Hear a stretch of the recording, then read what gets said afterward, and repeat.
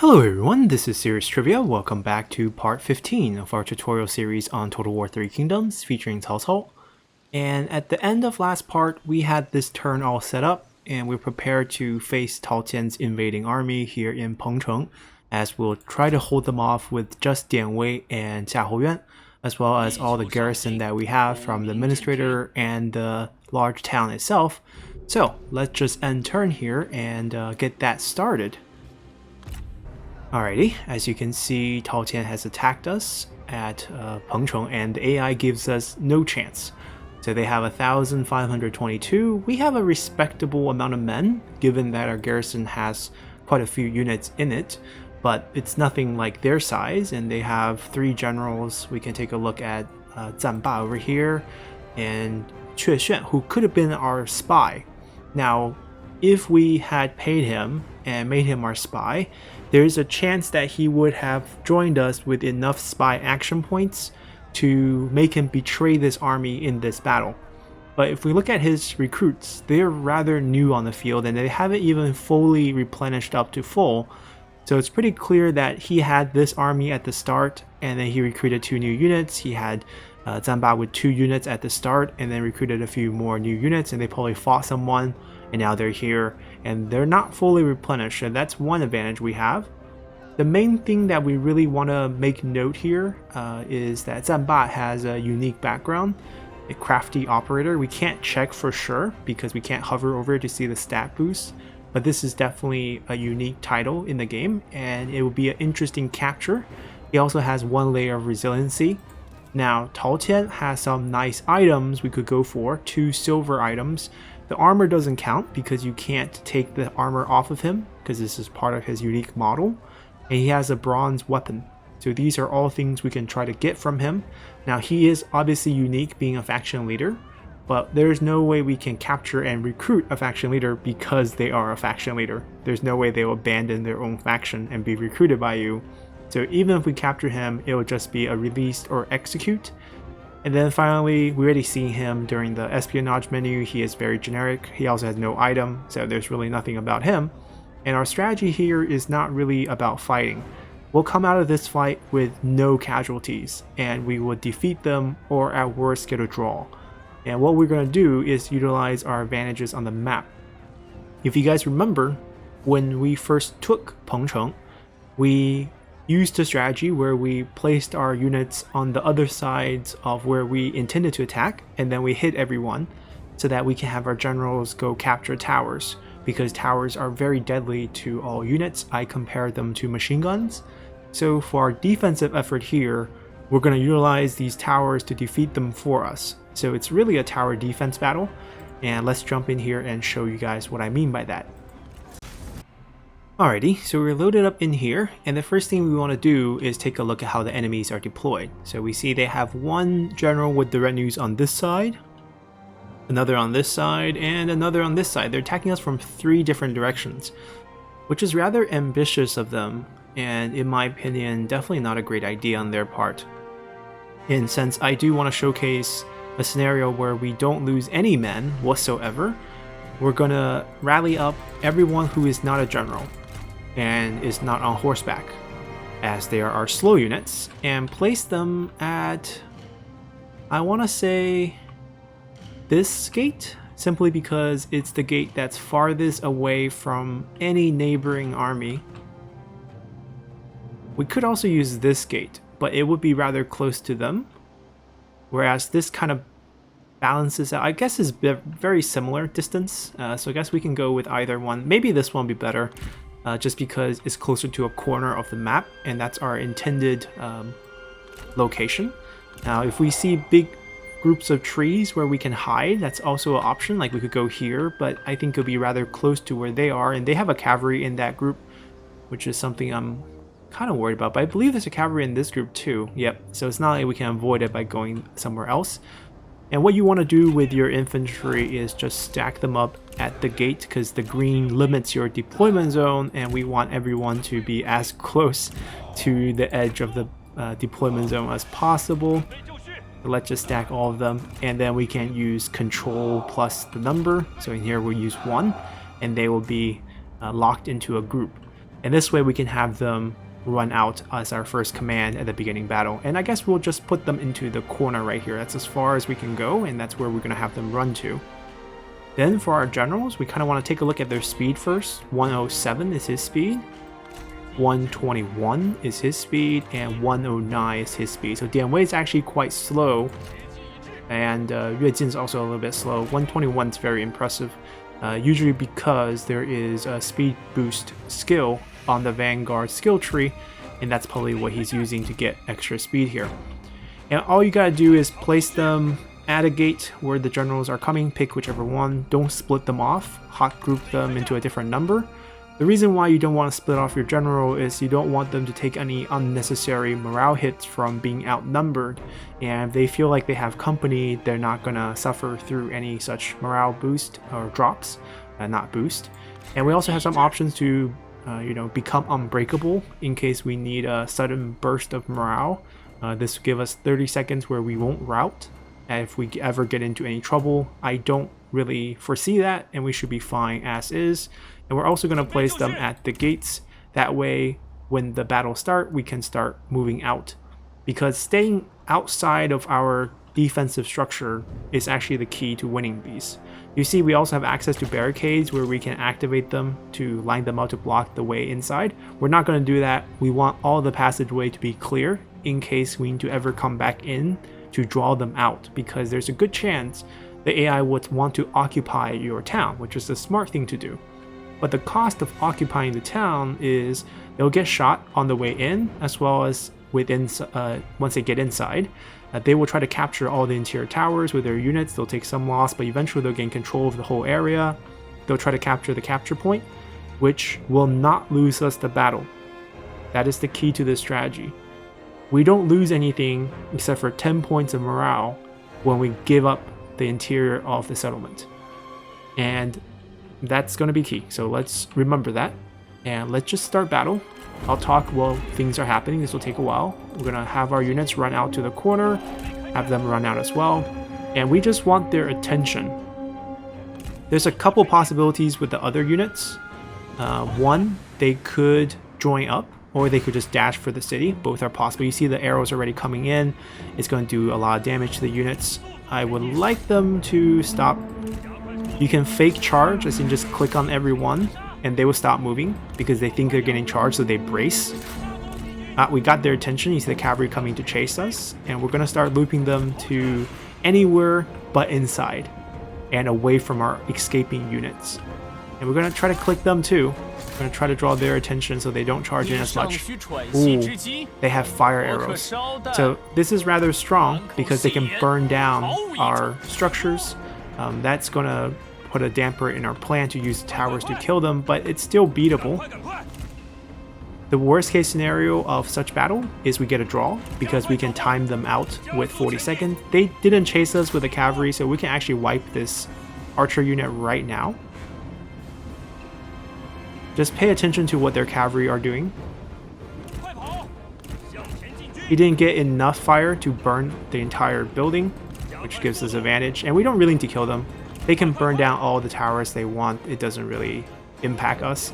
And the reason why they have fire arrows is probably because Chue Xuan has it on his skill tree, which is what's giving these two archers in particular that ability. They probably both belong to him. We see that Tao Tian's men don't actually have fire arrows. He probably does not have it on his skill tree.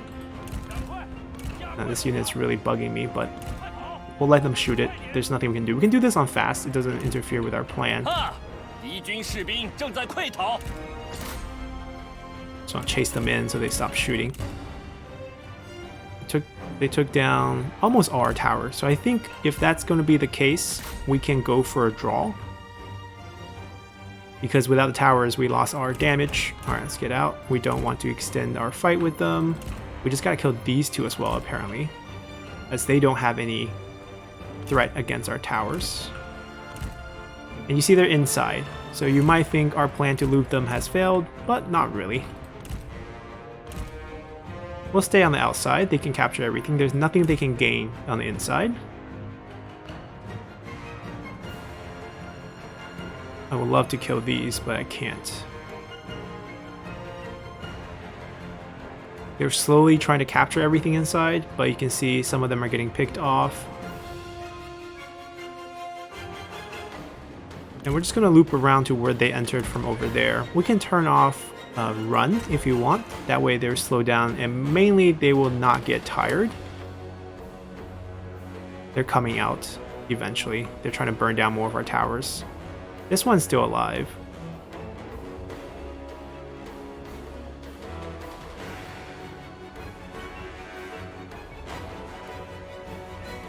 Alright, they're coming out.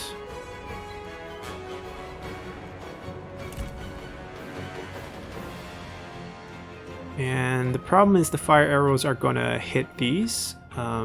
They're in the corner, it's fine. I could have them flipped a little so the archers are pointing the right way in case we do get a fight, but I doubt it. We want to click them a couple times, but I don't think we can actually do much. So they're going to be taking all our towers away, which is a bummer, as that's our damage. So now the best thing we can do is hope for a draw. Ah, they're going for our units. That's actually an opportunity. So some of these units inside are rather annoying, as we mentioned. There is one archer here and one spear units. Okay. So we're going to go chase the archers. They're probably going to turn around once they see we're inside.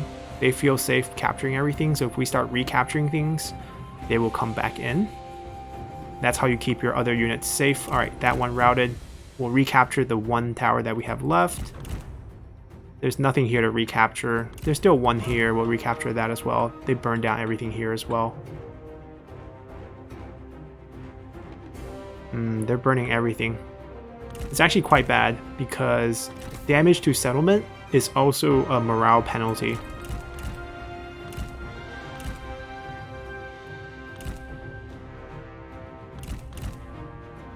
This side's still safe, but I don't know if I should recapture them now considering they have fire arrows left.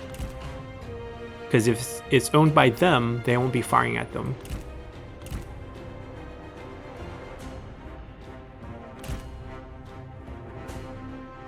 The fire's spreading. Which means these would get burned down anyways.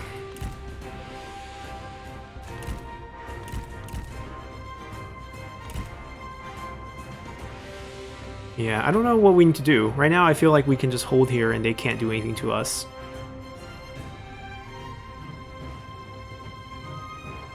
They're gonna file out to chase us.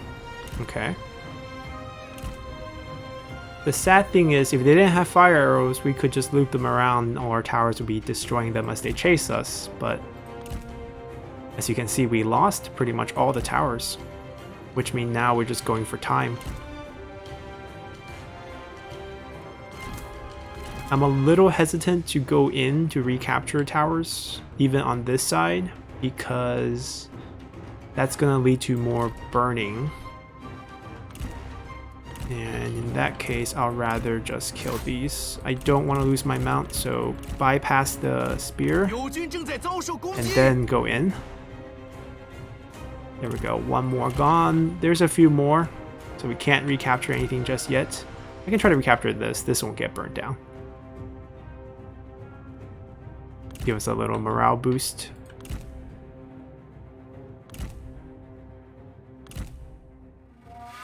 We're basically using mobility against them. Alright, we got one back.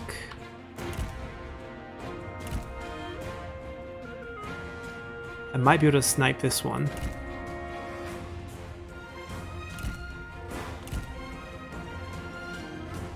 I think it's a little bit too risky.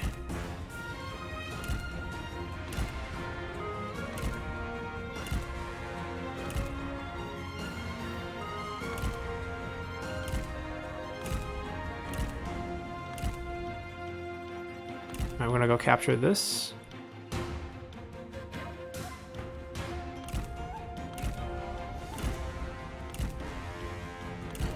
We're gonna ignore that for now.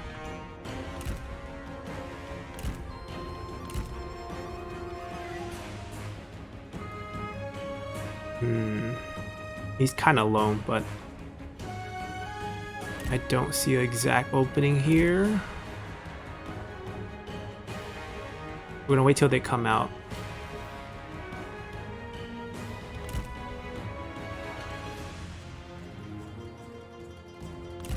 Okay, let's go.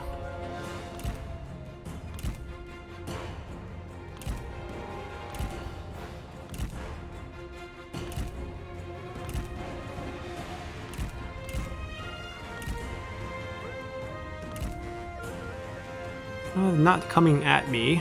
I thought they would chase us a little. Oh, there we go. Because we can use this to kill off a few. Come on.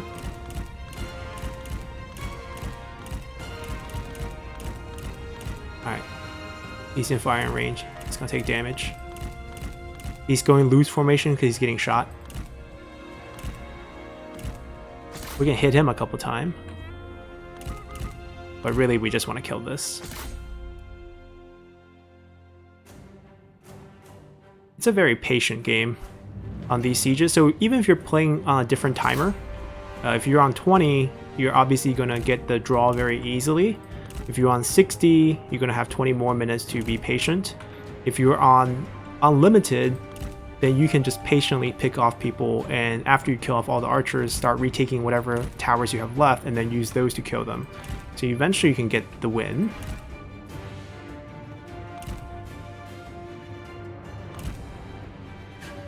In our case, I actually want to go chase and kill those because I just realized something. Even if we get the draw, they're still going to be out sieging us, so they want to fight us again, most likely.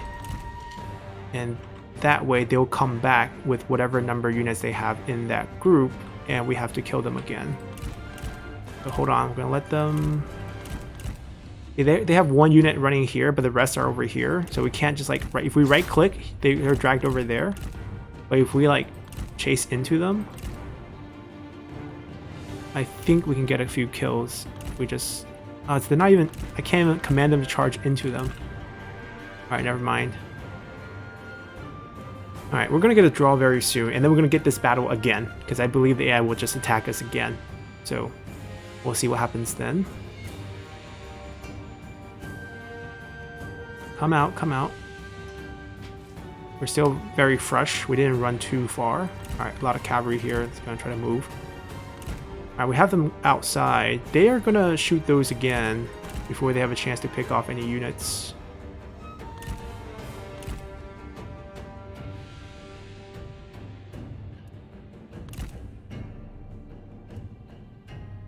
Kill some cavalry. Yeah, we can actually... Yeah, we're actually shooting some cavalry. You can see the loose formation, which means they're getting shot. Alright, we're going to race over and pick up a few more towers as we start the loop.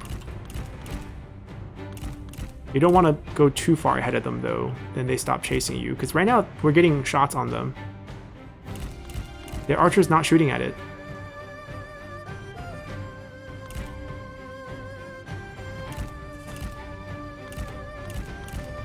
Alright, we're going to stay close so they're interested. They're once again going for our units. So if they start going for your units, in this case because we're not hidden, all we have to do is start capturing things inside and they will turn on us very, very soon. Now ideally we wait till they make the turn and capture it a bit later. They're not even coming. Alright, we'll just go capture it now. Because once you go in, they're going to return. They're going to be like, oh no, they're retaking the city that we took. Let's go take it back. I'm going to quickly snatch these up so we can have them shoot at them for the last 2 minutes of this battle. I don't even know if they're actually going to get into range again.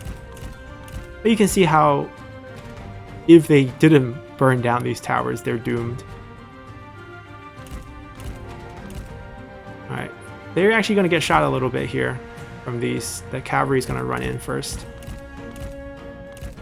See? You know they're getting shot when they go loose formation.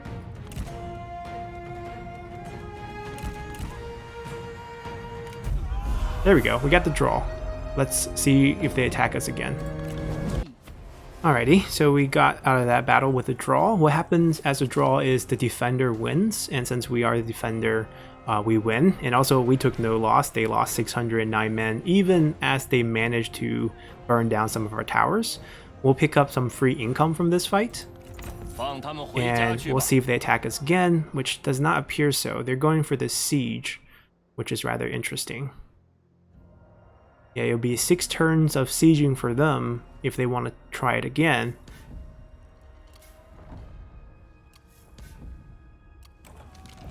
Sun Jian has died in a scripted event. This happens quite frequently. Some historical script going on right there. And we have them occupied.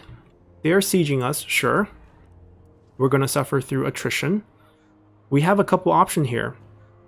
We don't have to suffer through attrition. We can launch an offensive attack using our units inside the garrison. We have about the same number right now. You see that their general taken quite a bit of damage. So we can actually counterattack them now with just our garrison. I'm pretty sure we can win this, given the quality of our generals is much better than theirs, and we are full health when theirs not. So I think if we just open the siege, so the AI is still confident they can win, a valiant defeat by us, but I actually think we got this. Let's see, there will be no more towers. This will be an open field battle as we're leaving the safety of our town to fight them. Now, now of course this could be a risky maneuver, as if we do lose this, our generals could get captured and executed. And if we don't do this, we can just waste their time to siege, and anytime they want to launch an official attack on us, assuming they don't want to wait 5 turns sieging here until we surrender, we have the advantage of the towers every single time. But I think I'm pretty confident we can just wipe the floor with them. So we're gonna go do battle and have a real fight here.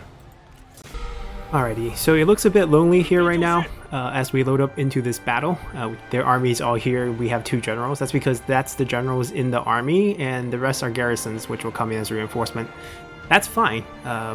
We can either back them up, or we can actually have them stand up in the front and do a little bit of harassment of sorts. We have no vision on them if we stand back there. So we might just put them here. No harm. We can always run. And you see that they're coming out to chase us, I'm assuming. I'm gonna run them this way. Let's see if any of them want to duel us. Oh, they have a willing duelist. So we mentioned how we want to control the duel to get the maximum experience. So we're going to turn off automatic dueling and then walk up closer to request the duel. The one thing we have to be careful is Cao Cao has an ability called Wisdom of River, and it will severely reduce our melee evasion armor, stripping us of all our melee evasion armor, which will actually lose us any duels. And that's something we have to work around. Is he gonna challenge us? No, he's not the type to challenge us. So he's waiting for us to challenge him. I'm trying to think of a way to draw him away from Cao Cao. Alright, we're gonna use them on 2 different sides. He has a get out of jail free card by issuing the duel at any time. Our main army back here can stay over here. Alright, before he gets charged, I am going to get that duel started. I'm going to hopefully get Cao Cao to not use his ability on them by using Xiahou Yuan as a distraction.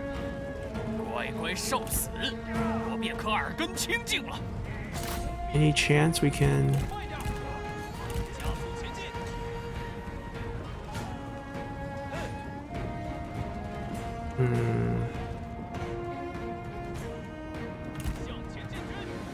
I mean, we're fast. I'm not worried about getting in trouble that way. His ability locks our ability. Pretty much always adds a 5-second cooldown, which makes us impossible to use our ability. Unless they move away from us. Then we're fine. So we're just going to bait with this general so that neither of them will come assist in this duel, which allow us to easily mop the floor with them. I'm going to pull him this way real fast so that we can look at the duel. Because there will be an execution move. This is us, Dian Wei.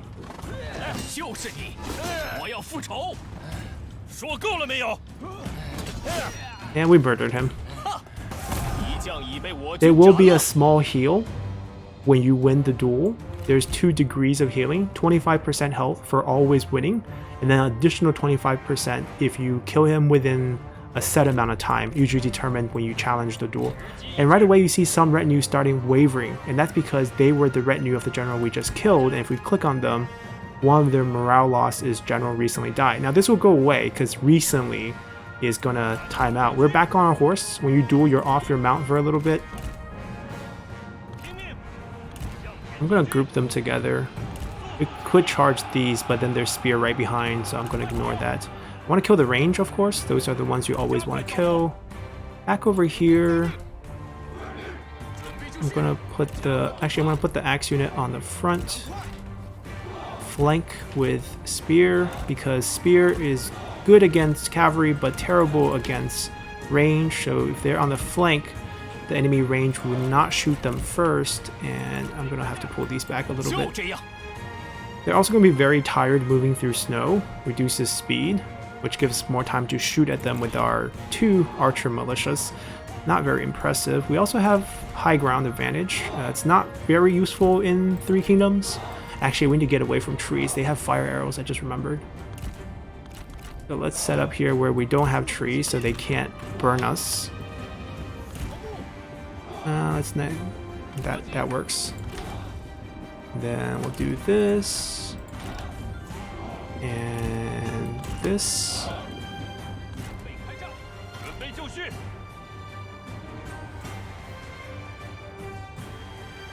Yeah, if they didn't have so many spear units, we would just be rushing them. Alright, we're gonna draw them closer to our units, have them actually do some fighting here. They have 1 cavalry who's anti-range, but the others are not, so... And looking at our own abilities, we have a couple that we can use as well. Yue Jin has an ability that can boost range block chance by 50%, which will give all our units around him additional 50%. It'll make axe bands immune to range, and the enemy archers will respawn on hard, very hard, and legendary difficulty by stop shooting at units over 100% range block chance. But they will instead shoot our archers, which will go from 0 to 50, same as our Z militias. Well, this one's a Z infantry, this one's a Z militia, and so forth. This Ready Scene makes him tired but gives him extra charge. Dian Wei gives him extra charge resistance also to everyone around him, so he can also boost them and also give them extra melee evasion, so all very useful. And then in addition, everyone becomes unbreakable. Alright, they're coming. We're going to try to use our range a little bit to whittle their frontline units, which are all very vulnerable to range. Z Militia has no range block chance. That's a big concept in the game. This Spear Guard is the only unit with range block chance. I'm going to send Xiahou Yuan out because he doesn't have any unit boosting ability. He doesn't need to stand here. If he can draw a couple units to chase him this way, that's a win for us. I'm looking in particular at the cavalry and also at some of these shielded units because I'd rather have the non-shielded ones come up to our line. Meanwhile, we'll stand back here. We're faster than them, than 95 speed. We have 121. These units are tired. These cavalry are not. Interesting. Because they slowed down. They walked and they marched because they're trying to keep the same pace in snow. You can see enemy cavalry units like to flank from the side and behind.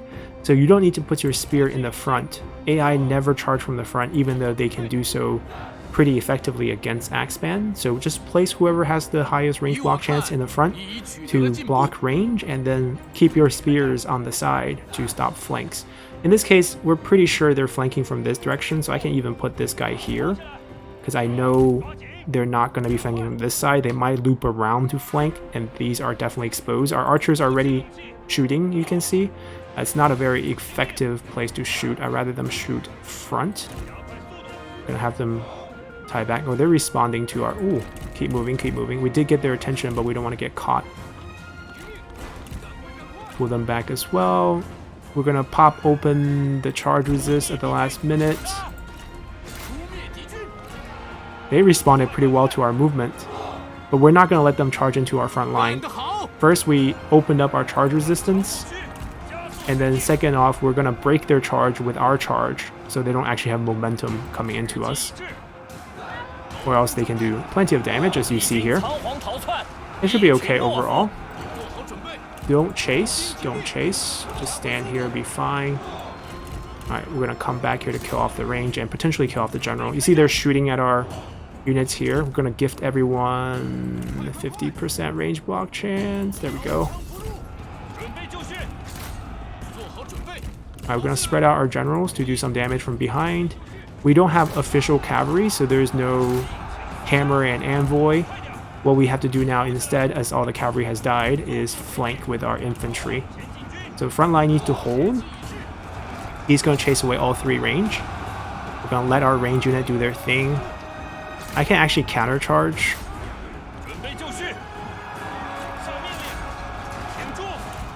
And we're going to try to flank them.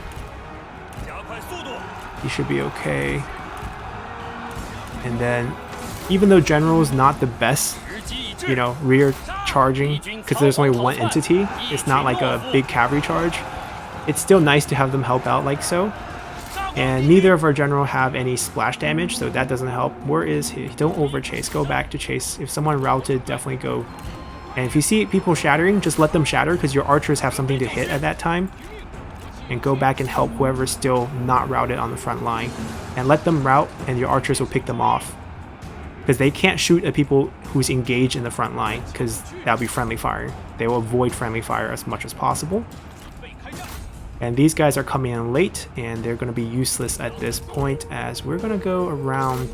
You can hold down shift to kind of pick your pathing. And we're not going to pick that fancy of a path, we're just going to go this way, avoid him. And everyone has pretty much routed. Some will bounce back, and they're going to try to recharge, but our archers are still firing. I'm just going to chase away their range, and this one's kind of in the bag as we're going to pick off the rest of these. Another minor thing to note is that if the enemy has shield and you have an axe unit, axes, if they get to hit a shield unit, the shield will lose 35% armor, which is in this case all their armor, and then also 35% melee evasion from shield. So both of these stats will be gone once we get a shield unit to attack them. They're very good against range, as you can see here. They're tanking it pretty well. Is that a spear guard? That is a spear guard. I'm going to send one over here, send one over here. Generals charge, generals charge. I'll send them. Move them forward, away from them. Give everyone a boost of melee evasion. Alright. We're out of ammo on both of our range units, which are okay. Ooh, a general has appeared. Enemy general has appeared. Let's go kill him. Where is that whole... Oh. Did he lose his horse? No, he didn't. That's good. We're gonna go kill him. He's not gonna last very long. He's a strategist against 2 of our excellent warriors. We might even kill him, depending on how fast he runs. 109. Yeah, same speed as us. They have routed. We're gonna let them run away. It's fine. Maybe we get to capture a few of their generals. So we're just gonna claim victory here. Alrighty, so we have defeated their invading army. We did lose 100 men, mainly from the garrison. They will slowly heal up. We captured Zhang Ba, and we cannot employ him. He's not willing to. This option is not always provided. We can release him right now, gain 400 income, and also gain his fondness, which is actually quite important. Or we can execute him on the spot and pick up items that he has. He has no items, so there's no value for us to do this. So we're going to release him. And then we're also going to pick up income here. I don't need healing. I feel pretty safe here. So we took care of that situation. We picked up a few level up. We gained fondness with one of their generals. So if the faction gets wiped and he gets to join a pool, or if we capture him again in a future battle, there's an increased chance he's willing to work for us at that point. So that was something that we did there that I feel pretty good about. And also releasing his general and ransoming his men for money after battle will build us diplomatic points with him. So if we pop open his diplomatic screen real quick before we end this tutorial, we can hover over his attitude. You see that releasing his general gave us 20 points, and honorable treatment of their soldiers give us 10 points. And we're also at war with their enemy because we're both at war with, I believe, Yellow Turban forces, so that's a shared enemy. And then obviously the negative factor is he's at war with us. So if we keep beating him and releasing his troop and releasing his generals, he could become very friendly toward us. And that's something that's very interesting. And the only thing you can negotiate with a warring faction is peace. Once peace is on the table, you can add other things in. So you can see here, he's actually already swung into this idea. His opinion of this idea is -24. And he recently declared this war, so it's for 15 points. We are a threat to them, that's 3 points. In terms of military strength, that's our strength. He sees that we are very powerful, and he recently suffered a loss in battle. So all these combined gives him a net 9.4, but that's not it. Remember we talked about shift in balance of power? And that recent shift of him losing 2 battles to us. So that's 12-point shift, therefore it's now net 2.6.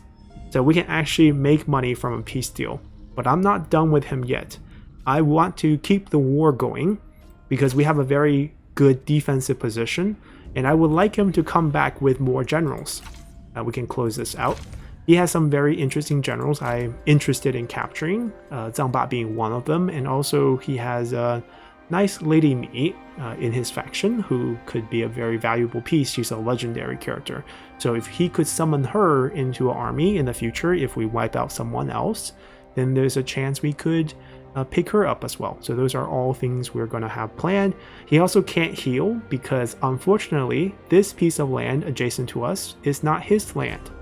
Notice how the terrain gives us advantage because it's a shared enemy between us, but he can't heal over enemy land. He has to pull back to heal, and that gives us many advantages here. So that's a clear win for us.